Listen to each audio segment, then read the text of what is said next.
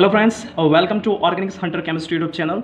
तो आज की इस वीडियो सीरीज़ में हम स्टार्ट करने वाले हैं जनरल ऑर्गेनिक केमिस्ट्री। तो सबसे पहले हम देखेंगे कि ऑर्गेनिक केमिस्ट्री है क्या।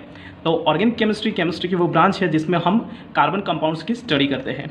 तो कार्बन कंपाउंड को हम ऑर्गेनिक कंपाउंड्स भी बोलते हैं। और देखते हैं ऑर्गेनिक कंपाउंड्स की डेफिनेशन। तो जिन कंपाउंड्स में कार्बन और हाइड्रोजन मेन एलिमेंट के तौर पे होता है उनको हम ऑर्गेनिक कंपाउंड्स बोलते हैं। पर यह डेफिनेशन हर कंपाउंड्स के लिए सही नहीं है, इसलिए एक और डेफिनेशन है कि अगर कार्बन और हाइड्रोजन के साथ नाइट्रोजन, ऑक्सीजन, सल्फर, हेलोजन ये भी एटम प्रेजेंट है तो उनको भी हम ऑर्गेनिक कंपाउंड्स ही बोलेंगे। तो ये तीन एटम है वो है हीट्रो एटम्स। तो अगर हीट्रो एटम के साथ कोई कंपाउंड है तो हम उसको हेट्रोसाइक्लिक कंपाउंड बोलेंगे। उसके लिए वो उनका साइक्लिक होना ज़रूरी है, तभी हम उनको हेट्रोसाइक्लिक कंपाउंड बोलेंगे। तो चलिए नेक्स्ट है how bond formation and breaking takes place. तो हम 11 साइंस से पहले ही पढ़ चुके हैं कि अगर कोई ए एटम है वो अपना एक इलेक्ट्रॉन लेके आता है, बी एटम है वो अपना एक इलेक्ट्रॉन लेके आता है, अगर वो दोनों इलेक्ट्रॉन की शेयरिंग करते हैं तो बॉन्ड बनता है, उसे हम बोलते हैं कोवैलेंट बॉन्ड।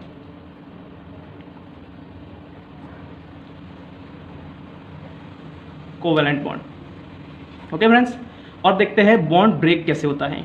कि फॉर एग्जांपल मेरे पास कोई ए बी बॉन्ड है, तो इस बॉन्ड को तोड़ने के लिए मुझे इस सिग्मा बॉन्ड की सिग्मा स्टार ऑर्बिटल में इलेक्ट्रॉन्स पुट करने पड़ेंगे।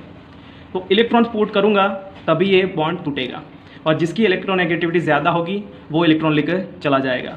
जैसे कि एग्जांपल लेते हैं कि मेरे पास ये कोई एल्किन है, उसकी रिएक्शन में ब्रोमीन से करवाता हूँ, तो क्या होगा, एल्किन के पाई के इलेक्ट्रॉन्स Br की सिग्मा स्टार ऑर्बिटल में पुट हो गए तो ये बॉन्ड टूट जाएगा और Br इलेक्ट्रॉन्स लेके निकल जाएगा। तो इस तरीके से बॉन्ड टूटता है। नेक्स्ट है इलेक्ट्रोनेगेटिविटी। तो इलेक्ट्रोनेगेटिविटी किसे बोलते हैं, कोई भी बॉन्ड है, सपोज ए बी बॉन्ड है, उसमें इलेक्ट्रॉन्स दोनों के बीच में होंगे, तो इलेक्ट्रोनेगेटिव उसे बोलेंगे जिसमें इलेक्ट्रॉन्स एक एटम अपनी तरफ खींचे रखेगा। फॉर एग्जांपल बी की इलेक्ट्रोनेगेटिविटी ज़्यादा होगी तो बी क्या करेगा, वो दोनों इलेक्ट्रॉन्स को अपनी तरफ खींचा रखेगा। तो ये जो पावर है इलेक्ट्रॉन को अपनी तरफ खींचने की, उसे बोलते हैं हम इलेक्ट्रोनेगेटिविटी। तो इलेक्ट्रोनेगेटिविटी के लिए एक जनरल कंसेप्ट है कि साइज जितनी ज़्यादा उतनी इलेक्ट्रोनेगेटिविटी कम, साइज जितनी कम उतनी इलेक्ट्रोनेगेटिविटी ज़्यादा। तो ये है इलेक्ट्रोनेगेटिविटी को समझने के लिए जनरल कंसेप्ट। तो ये आपको याद रखना है। और हमको पता है कि पूरे पीरियोडिक टेबल में सबसे ज़्यादा इलेक्ट्रोनेगेटिविटी है ऑक्सीजन की, उसके बाद कम है फ्लोरीन की, उसके बाद कम है ऑक्सीजन की, उसके बाद क्लोरीन, उसके बाद नाइट्रोजन, उसके बाद ब्रोमीन, उसके बाद सल्फर, उसके बाद आयोडीन, उसके बाद कार्बन, उसके बाद फॉस्फोरस। तो आपको ये इलेक्ट्रोनेगेटिविटी का ऑर्डर याद रखना है, क्योंकि जब हम रिएक्शन मैकेनिज्म पर स्टडी करेंगे तो उसमें हमें काफ़ी बार बॉन्ड को ब्रेक करवाते टाइम इलेक्ट्रॉन किस तरफ जाएंगे वो भी समझना बहुत इंपॉर्टेंट होता है। फॉर एग्जांपल मेरे पास IBr है, अगर ये बॉन्ड टूटेगा तो इलेक्ट्रॉन किस तरफ जाएंगे, इलेक्ट्रोफिलिक साइड कौन सी होगी, न्यूक्लियोफिलिक साइड कौन सी होगी।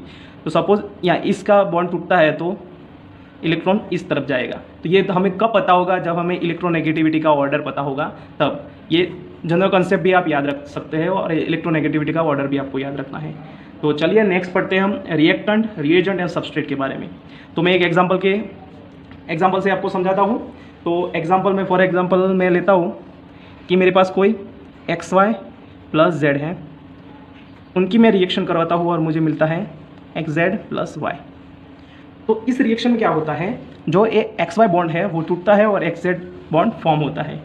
तो इस रिएक्शन में हम XY एंड Z को बोलेंगे रिएक्टेंट्स, और जो XZ + Y बना उसे बोलेंगे हम प्रोडक्ट। रिएक्टेंट्स को हम दो पार्ट में डिवाइड कर सकते हैं, रिएजेंट एंड सबस्ट्रेट। रिएजेंट हम इसको बोलेंगे कि जो दूसरी स्पीसी पर अटैक करता हो, तो रिएजेंट को हम बोलेंगे अटैकिंग स्पीसी, एंड सबस्ट्रेट को बोलेंगे on which attack occur। Okay, तो सपोज़ मेरे पास ए है एंड बी है, अगर बी ए पर अटैक करता है तो अटैक क्या होगा, सबस्ट्रेट, एंड बी होगा रिएजेंट। ओके, तो यहाँ तक तो आपको समझ में आ गया होगा। और नेक्स्ट लेते हैं हम, सपोज मेरे पास कोई ऑर्गेनिक कंपाउंड है प्लस इनऑर्गेनिक कंपाउंड है,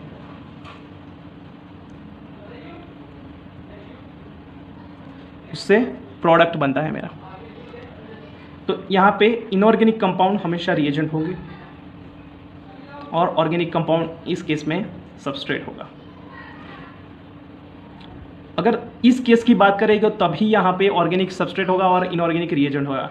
सपोज मेरे पास organic compound plus organic compound, दोनों ही ऑर्गेनिक कंपाउंड्स है और उसका प्रोडक्ट बनता है, तो इसमें हम रिएजेंट और सबस्ट्रेट कैसे डिसाइड करेंगे। तो रिएजेंट हम उसको बोलेंगे कि जिसमें ज़्यादा चेंज होता है, ज़्यादा चेंज होगा उसको हम रिएजेंट बोलेंगे। और जो जनरल डेफिनेशन है कि जो अटैकिंग स्पीसी होगी वो रिएजेंट होगा। For example CH3Br plus MEONE, तो दोनों ऑर्गेनिक है और इसका प्रोडक्ट बनेगा CH3OMe प्लस NaBr। तो यहाँ पे ये सब्स्टिट्यूशन रिएक्शन है, तो यहाँ पे क्या हुआ कि AO माइनस है वो CH3 पर अटैक करेगा और Br लीव करेगा, तो ये अटैकिंग स्पीसी हुई, तो इसको बोलेंगे हम रिएजेंट। और देखिए इसकी चेंजेस भी ज़्यादा आई, पूरा स्ट्रक्चर उसका चेंज हो गया इस स्पीसी का, इसलिए हम उसको बोलेंगे रिएजेंट। तो आई थिंक आपको समझ में आ गया होगा रिएक्टेंट क्या बोलेंगे, रिएक्टेंट किसे बोलते हैं, रिएजेंट किसे बोलते हैं, सबस्ट्रेट किसे बोलते हैं। ओके, और कोई भी रिएक्शन के लिए सपोज X प्लस वाई है उसमें से Z बनता है, तो कोई भी रिएक्शन के लिए कुछ ना कुछ रिएक्शन कंडीशन की ज़रूरत पड़ती है। फॉर एग्जांपल टेम्परेचर है, प्रेशर है, कैटलिस्ट है, तभी रिएक्शन होती है। ऑटोमेटिक रिएक्शन कुछ ही रिएक्शन होती है, जो नेचर की रिएक्शन होती है स्पॉन्टेनियस रिएक्शंस वो ही ऑटोमेटिक होती है, अदरवाइज आपको कुछ ना कुछ रिएक्शन कंडीशन देना ही पड़ता है। ओके, तो नेक्स्ट देखते हैं हम कि X प्लस वाई से Z बनता है, तो Z बनने से पहले एक स्टेट बनेगी जिसमें से bond formation and bond breaking वो सब होगा। तो वो स्टेट हो सकती है, ट्रांजिशन स्टेट भी हो सकती है एंड इंटरमीडिएट भी फॉर्म हो सकता है। ट्रांजिशन स्टेट हम किसे बोलते हैं, चलिए समझते हैं। ट्रांजिशन स्टेट, तो कोई भी रिएक्शन होती है सपोज X प्लस वाई, उसमें अगर ट्रांजिशन स्टेट बनती है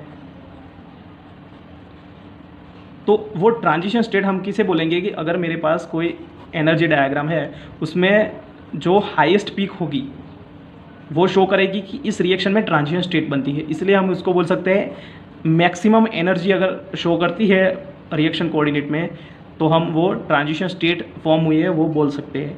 बहुत ही शॉर्ट लिव्ड होती है, आप उसको आइसोलेट भी नहीं कर सकते। ठीक है, तो यहाँ पे रिएक्टेंट है, यहाँ पे प्रोडक्ट है और ये जो बना वो ट्रांजिशन स्टेट है।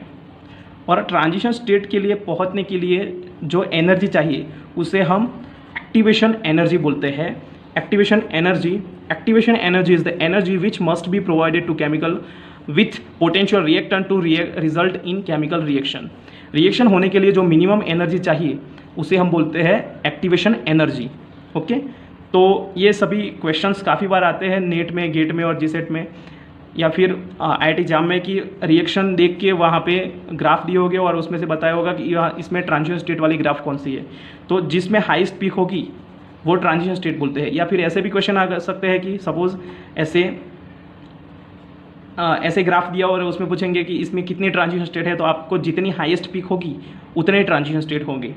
और इंटरमीडिएट की बात करते हैं, तो अगर ग्राफ में ऐसे ग्राफ मिलता है हमें तो ये शो करता है कि एनर्जी डिक्रीज़ हुई एनर्जी, तो इसका मतलब है इंटरमीडिएट फॉर्मेशन हुआ। तो इस ग्राफ में हमें ये पिक शो करता है कि यहाँ पे इंटरमीडिएट फॉर्म हुआ है। तो इंटरमीडिएट के लिए क्या बोलते हैं हम उसको, एनर्जी मिनिमम एनर्जी अगर दिखाता है प्रोडक्ट, रिएक्टेंट एंड प्रोडक्ट के बीच में अगर कोई एनर्जी पे डिक्रीज़ होता है फिर इंक्रीज़ होता है, तो उसका मतलब कि रिएक्टेंट में से आपका इंटरमीडिएट बनेगा, फिर उसके बाद आपकी प्रोडक्ट बनेगी। तो ग्राफ काफ़ी टाइप के होते हैं, सपोज इस तरह का भी ग्राफ होता है और इस तरह का भी ग्राफ होता है। तो ये क्या इंडिकेट करता है वो देखते हैं। एक्सोथर्मिक रिएक्शन, तो इस रिएक्शन में एनर्जी रिलीज होती है। फॉर एग्जांपल अगर आपके पास ऐसा ग्राफ दिया हुआ है और उसमें रिएक्टेंट की एनर्जी इतनी है, सपोज लेट्स से 100 है, और उसके बाद प्रोडक्ट की मिलती है 30, तो मतलब क्या है कि एनर्जी यहाँ से डिक्रीज़ हुई, प्रोडक्ट्स रिएक्टेंट से प्रोडक्ट की एनर्जी डिक्रीज़ हुई, मतलब कि इतनी एनर्जी रिलीज़ होगी।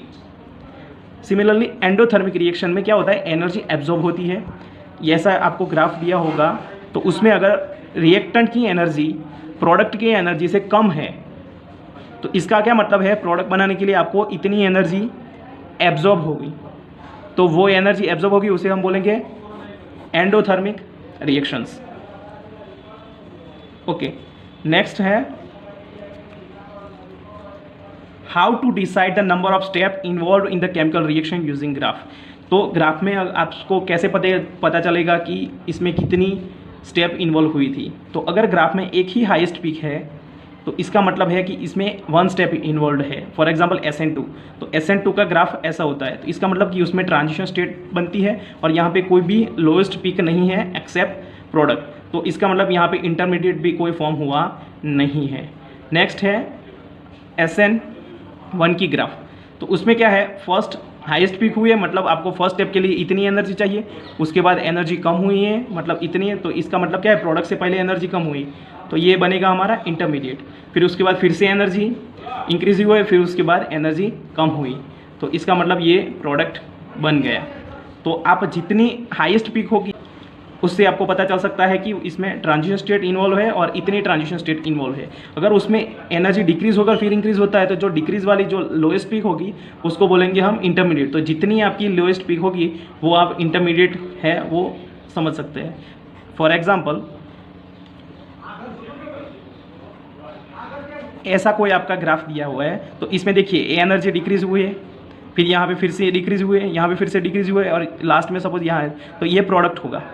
तो यहाँ पे 1 2 3 इंटरमीडिएट्स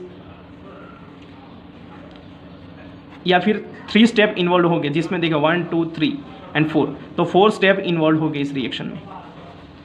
ओके फ्रेंड्स, आज के लिए इतना ही।